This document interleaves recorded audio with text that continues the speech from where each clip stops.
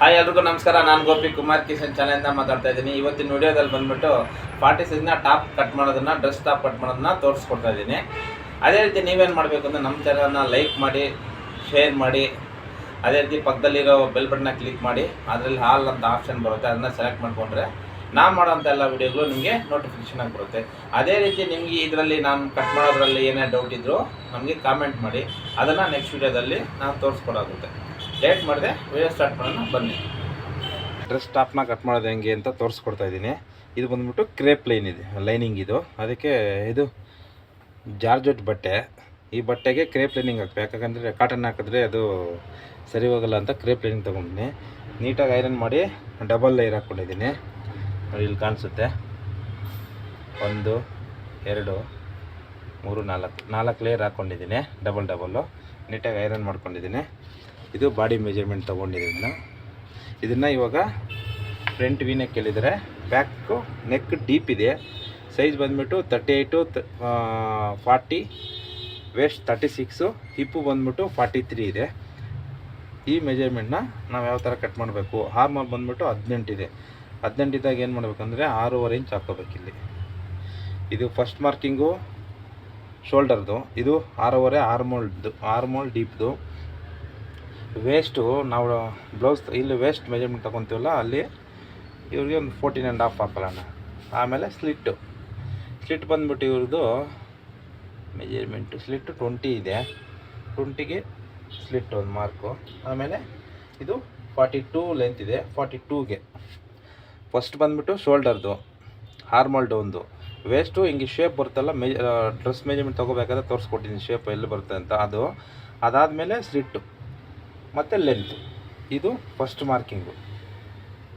Next ಬಂದುಬಿಟ್ಟು ಒಂದೇ ಸಮಯ ಲೈನ್ ಸ್ಟ್ರೈಟಾಗಿ ಮಾರ್ಕ್ ಮಾಡ್ಕೋಬೇಕು.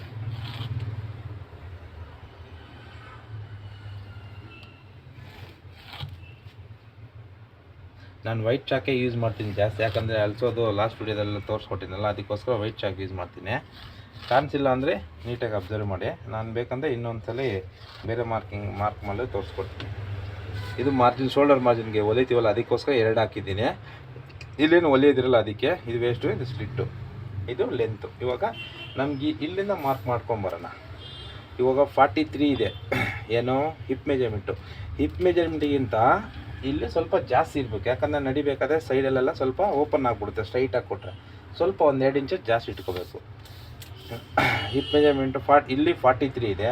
ಆವಾಗ ಇಲ್ಲಿಗೇನು 46 ಇಟ್ಕೋಬೇಕು, 2 ಇಂಚ್ ಜಾಸ್ತಿ. 46 ಅಂದರೆ 23, 11.5.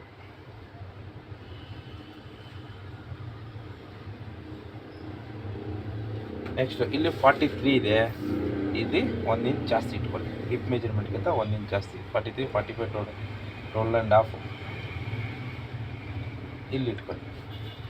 ಡ್ರೆಸ್ಗೆ ಯಾವಾಗೂ ಬ್ಲೌಸ್ಗೆ ಏನು ಮಾಡ್ತೀವಿ, ಎಷ್ಟು ಮೆಜರ್ಮೆಂಟ್ ಅಷ್ಟೇ ಇಟ್ಬಿಡ್ತೀವಿ. ಡ್ರೆಸ್ಸಲ್ಲಿ ಹಂಗಲ್ಲ, ಸ್ವಲ್ಪ ಲೂಸ್ ಫಿಟ್ಟಿಂಗ್ ಆಗ್ತಾರೆ. ಬ್ಲೌಸ್ ಥರ ಸ್ಕಿನ್ ಫಿಟ್ ಹಾಕಲ್ವಲ್ಲ, ಅದಕ್ಕೋಸ್ಕರ 2 ಇಂಚ್ ಜಾಸ್ತಿ ಇಟ್ಕೋಬೇಕು.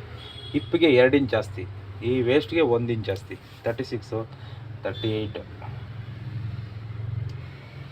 ಆ ಸೈಜ್ ಮೇಲೆ ಡಿಪೆಂಡ್ ಮಾಡ್ಕೊಂಡು ನೀವೇ 1 ಇಂಚ್ ಎಕ್ಸ್ಟ್ರಾ, 1 ಇಂಚ್ ಕಮ್ಮಿ ಮಾಡ್ಕೋಬೋದು, ಏನು ಪ್ರಾಬ್ಲಮ್ ಇರೋಲ್ಲ. ಇಲ್ಲಿ ಬಂದ್ಬಿಟ್ಟು 3 ಇಂಚು ಚೆಸ್ಟ್ಗೆ.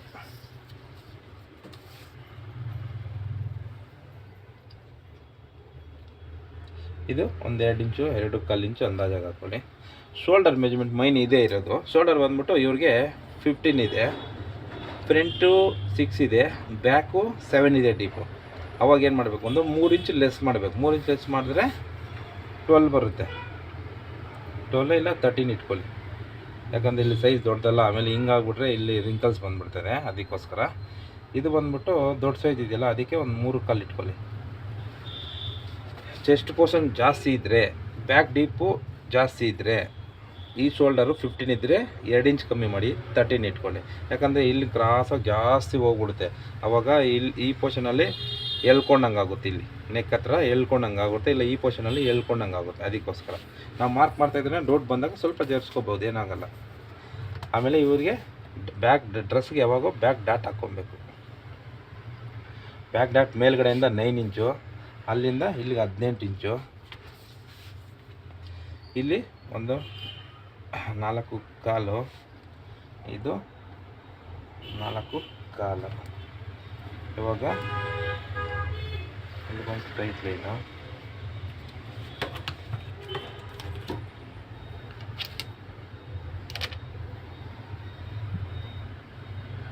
ಇಲ್ಲಿ ಬಂದು ಸ್ಟ್ರೈಟ್ ಲೈನು ನೋಡಿ. Bend scale use ಮಾಡಬೇಕಿಲ್ಲಿ.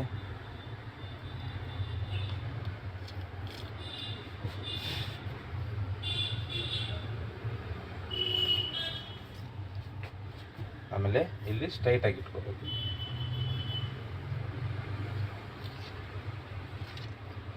ಮತ್ತು ಹಿಂಗೆ ತಿರುಗಿಸಿ ಮಾರ್ಜಿನ್ 1 ಇಂಚು ಸ್ಲಿಟ್ ಹೊಲಿತೀವಲ್ಲ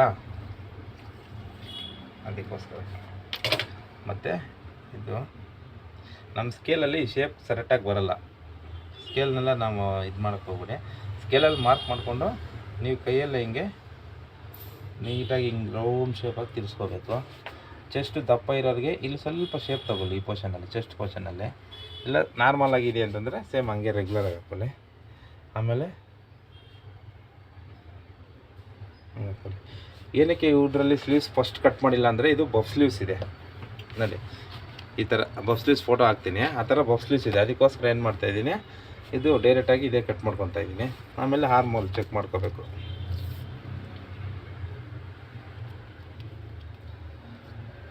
ಅರ್ಥ ಮೊದಲು ಬರ್ತಾಯಿದೆ, ಅದಕ್ಕೆ ಹೇಳಿದ್ದು ನಾನು ಯಾವಾಗೂ ಹಾರ್ಮೋಲ್ ಚೆಕ್ ಮಾಡಿಕೊಂಡು ಮತ್ತೆ ಮಾರ್ಕ್ ಮಾಡ್ಕೋಬೇಕು ಈ ಥರ. ಮತ್ತು ವೀಲ್ ಮಾರ್ಕ್ ತಗೋಬೇಕು.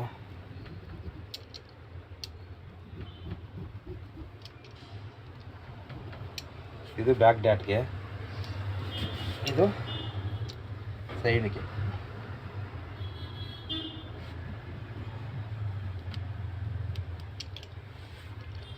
ಅದಕ್ಕೇನು ಬೇಡ, ಮಾರ್ಕಿಂಗ್ ಹಂಗೆ ಇರುತ್ತೆ. ಇನ್ನೊಂದು ಸರಿ ಚೆಕ್ ಮಾಡ್ಕೊಂಬಿಡಿ. ಇದು ನೆಕ್ ಡೀಪ್ ಇದೆ, ಅದಕ್ಕೆ ಶೋಲ್ಡರ್ 13 ಇಟ್ಕೊಂಡಿದ್ದೀನಿ. ಚೆಸ್ಟು 40 ಇದೆ, ವೇಸ್ಟ್ 36 ಇದೆ, 43 ಇದೆ. ಇದು ಮಾರ್ಜಿನ್ ಹೊಲಿಯೋಕ್ಕೆ ಇದು 6 ಇಂಚ್ ಬರುತ್ತೆ, 6.5 ಹಾಕ್ಕೊಂಡಿದೆ. ಬ್ಯಾಕ್ ಡೀಪ್ ಇದೆಯಲ್ಲ ಅದಕ್ಕೆ ಸ್ವಲ್ಪ ಮೇಲೆ ಮಾಡ್ಬೋದು. ಅದಕ್ಕೆ ಚೆಕ್ ಮಾಡ್ಕೊಂಡು ಮಾಡ್ಕೋಬೇಕು ಅನ್ನೋದು. ಆಮೇಲೆ ಚೆಸ್ಟ್ ಮೆಜರ್ಮೆಂಟು 38 ಇದೆ. 38 ಇದ್ದಾಗ 3 ಇಂಚ್ ಜಾಸ್ತಿ ಇಟ್ಕೋಬೇಕು. 36 ಇದೆ, 36, 38, 39 ಇಟ್ಕೋಬೇಕು. ಇಲ್ಲಿ ಬ್ಯಾಕ್ ಡಾಟ್ ಬರುತ್ತಲ್ಲ ಆವಾಗ 40 ಇಟ್ಕೊಳ್ಳಿ. 3 ಇಂಚ್ ಜಾಸ್ತಿ ಬ್ಯಾಕ್ ಡಾಟ್ ಇದ್ದರೆ. ಇದಕ್ಕೆ 2 ಇಂಚು, 2, 1, 3 ಡಾಟ್ ಇದ್ದರೆ ಇಲ್ಲಿ 2. ಆ ಥರ ಇದು ಡ್ರೆಸ್ಗೆ ಎಕ್ಸ್ಟ್ರಾ ಇಟ್ಕೋಬೇಕು. ಆಮೇಲೆ ಈ ಥರ ಡಬಲ್ ಲೈನ್ ಮಾರ್ಕ್ ಮಾಡ್ಕೋಬೇಕು, ಲೆಂತ್ ಮಾರ್ಕ್ ಮಾಡ್ಕೋಬೇಕು. ಬ್ಯಾಕ್ ಡಾಟು ಆರ್ಮಲ್ ಚೆಕ್ ಮಾಡ್ಕೋಬೇಕು. ಡೌಟ್ ಬಂದರೆ ಇನ್ನೊಂದು ಸಲ ಚೆಕ್ ಮಾಡಿ, ಯಾಕಂದರೆ ಚೆಕ್ ಮಾಡೋದ್ರಲ್ಲಿ ತಪ್ಪೇನಿಲ್ಲ. ಮತ್ತು ಕಟ್ ಮಾಡಾದ್ಮೇಲೆ ಏನು ಮಾಡೋಕ್ಕಾಗಲ್ಲ ನೋಡಿ. ಕರೆಕ್ಟಾಗಿ ಬರ್ತಾಯಿದೆ ಇವಾಗ. ಇಷ್ಟಾದಮೇಲೆ ಎಲ್ಲ ಮೆಜರ್ಮೆಂಟು ಚೆಕ್ ಮಾಡ್ಕೊಳ್ಳಿ ಇನ್ನೊಂದು ಸರಿ ಕರೆಕ್ಟಾಗಿದೆ. ಇವಾಗ ಕಟ್ ಮಾಡೋಣ. ಕ್ರೇಪ್ ಲೈನಿಂಗ್ ಇದೆ, ಅದಕ್ಕೆ ಸ್ವಲ್ಪ ಕೇರ್ಫುಲ್ಲಾಗಿ ಕಟ್ ಮಾಡಬೇಕು. ಲೆಂತ್ ಫಸ್ಟು ಕಟ್ ಮಾಡ್ಕೊಳ್ಳಿ ಇಲ್ಲಿಂದ.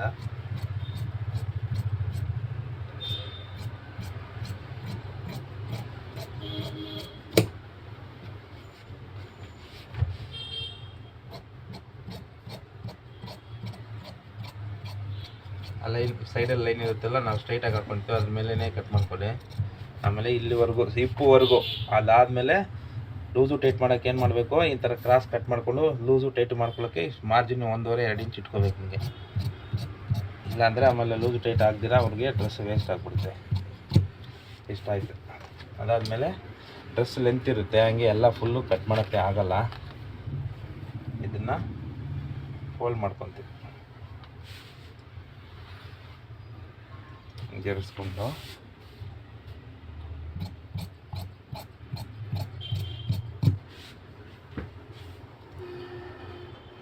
ಇದು ಅಷ್ಟೇ ಆರ್ಮೋಲು.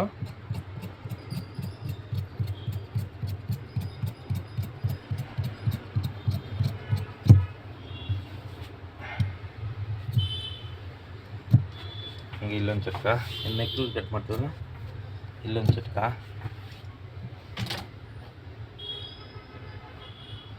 ನೋಡಿ ಇದು ಬಿಡಿ, ಇದು ಮಾಮೂಲಿ ಪ್ಲೇಯರ್, ಇದು ಸ್ಟ್ರೈಟ್ ಬರುತ್ತೆ. ಇದು ನಾವು ಕಟ್ ಮಾಡಿದಂಥ ಡ್ರೆಸ್ ಇದು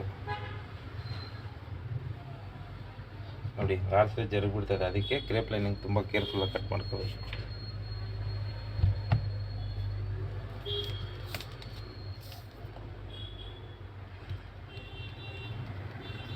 ಆಯಿತಾ? ಇವಾಗ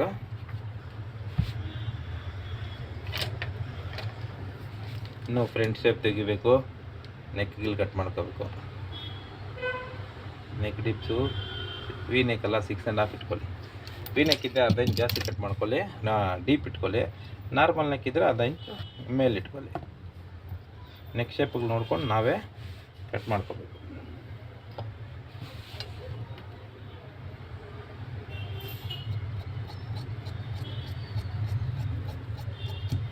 ಇದು ಈ ಥರ ಬರುತ್ತೆ.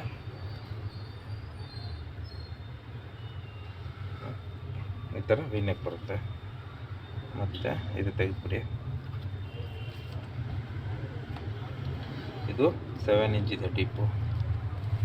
7 ಇಂಚಿಗೆ ರೌಂಡ್ ಮಾಡಿಕೊಂಡು ಅದಕ್ಕೆ ಸ್ಟೈಲ್ ಕಟ್ ಮಾಡಿಕೊಂಡು ಮಾರ್ಕ್ ಮಾಡ್ಕೊಂಡು ಡೌಟ್ ಬಂತಂದರೆ ಈ ಥರ ರೌಂಡಾಗಿ.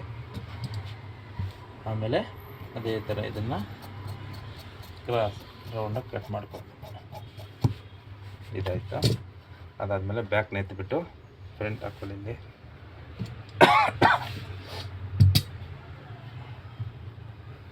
ಇದು ಫ್ರಂಟ್ ಶೇಪ್ ತೆಗಿಬೇಕು.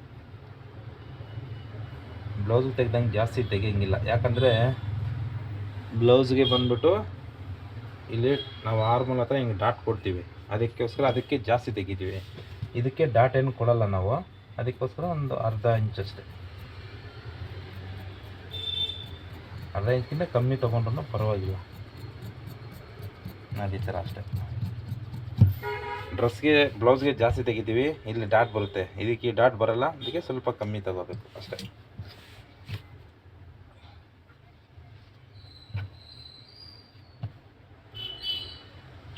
ಮತ್ತು ಈ ಥರ ಸೇಮ್ ಇಟ್ಕೊಂಡು ಒಂದು ಸರಿ ಚೆಕ್ ಮಾಡ್ಕೊಳ್ಳಿ ಎಲ್ಲನೂ.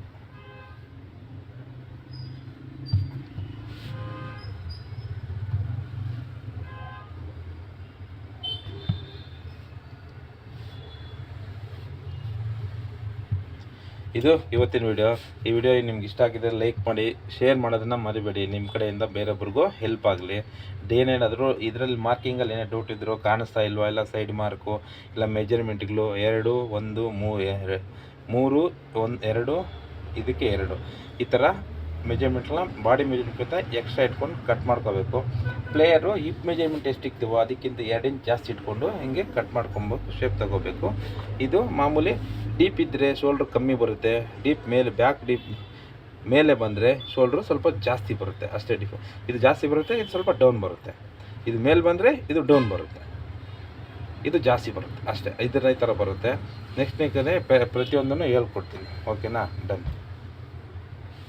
ಒರಿಜಿನಲ್ನ ಈ ಥರ ಡಬಲ್ ಲೇಯರ್ ಇಟ್ಕೊಂಡು, ಅದು ಸೇಮ್ ಈ ಥರ ಡಬಲ್ಲು ಇಟ್ಕೊಂಡು ಅದ್ರ ಮೇಲೆ ಇದು ಇಟ್ಕೊಂಡು ಅರ್ಧ ಇಂಚ್ ಗ್ಯಾಪ್ ಇಟ್ಬಿಟ್ಟು ಹಿಂಗೆ ಕಟ್ ಮಾಡ್ಕೊಂಡಿದ್ದೀನಿ. ಇದು ಬಂದ್ಬಿಟ್ಟು ಒರಿಜಿನಲ್ ಲೈನಿಂಗ್ 2, ಒರಿಜಿನಲ್ 2 ಆಯಿತು ನೋಡಿ. 1 2 ಬ್ಯಾಕು ಫ್ರಂಟು, ಇದು 4 ಪೀಸ್ ಆಯಿತು. ಇವಾಗ ಉಳಿದಿರೋದ್ರಲ್ಲಿ ಬಫ್ ಸ್ಲೀವ್ಸ್ ಕಟ್ ಮಾಡ್ಕೋಬೇಕು. ಇವಾಗ ನಾವು ಈ ಥರ ಕಟ್ ಮಾಡ್ಕೊಂಡಾದ್ಮೇಲೆ ನೋಡಿ, ಈ ಥರ ಉಳಿದಿರ್ತದಲ್ಲ, ಇದರಲ್ಲಿ ಬಫ್ ಸ್ಲೀವ್ಸ್ ಕಟ್ ಮಾಡ್ಕೋಬೇಕು ನಾವು.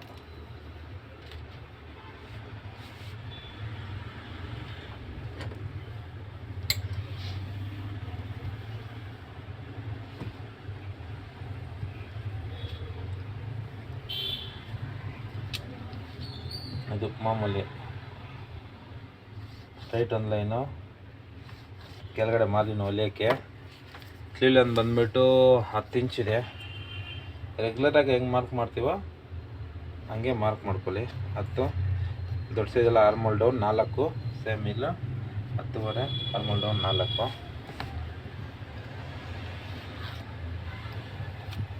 ಮತ್ತು ಇಲ್ಲಿ ಬಂದ್ಬಿಟ್ಟು 13 ಇದೆ, 13 ಮಾರ್ಕ್ ಮಾಡ್ಕೊಳ್ಳಿ. ಜಾರ್ಜೆಟಲ್ಲಿ ತುಂಬ ಕಷ್ಟ ಕಟ್ ಮಾಡೋದು ಸ್ಲೀವ್ಸ್. ಇಲ್ಲಿ ಬಂದ್ಬಿಟ್ಟು ಮೇಲೆ ಆರ್ಮಲ್ ಇದಕ್ಕೆ ಸ್ವಲ್ಪ ಲೂಸಾಗಿ ಇಟ್ಕೊಳ್ಳಿ, ಯಾಕಂದರೆ ಬಫ್ ಸ್ಲೀವ್ಸ್ ಅಲ್ಲ, ರಿಂಕಲ್ ಸ್ವಲ್ಪ ಮೇಲೆ ಜಾಸ್ತಿ ಬರಲಿ ಅಂತ ಇದನ್ನು ಕ್ರಾಸ್ ಮಾಡ್ಕೊಬೇಕು.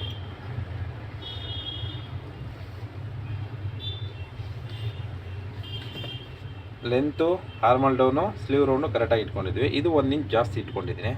ಏನು ಮಾಡಬೇಕು, ಬಫ್ ಸ್ಲೀವ್ಸ್ಗೆ ಇವಾಗ ಇಲ್ಲಿ ಎಕ್ಸ್ಟ್ರಾ ಇಟ್ಕೋಬೇಕು. ನೋಡಿ,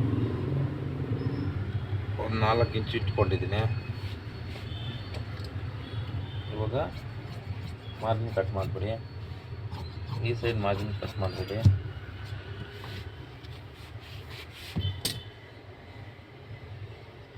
ಜಾರ್ಜೆಟ್ ಬಟ್ಟೆ ಆಗ್ತಾ ಇರುತ್ತೆ. ಇಲ್ಲೂ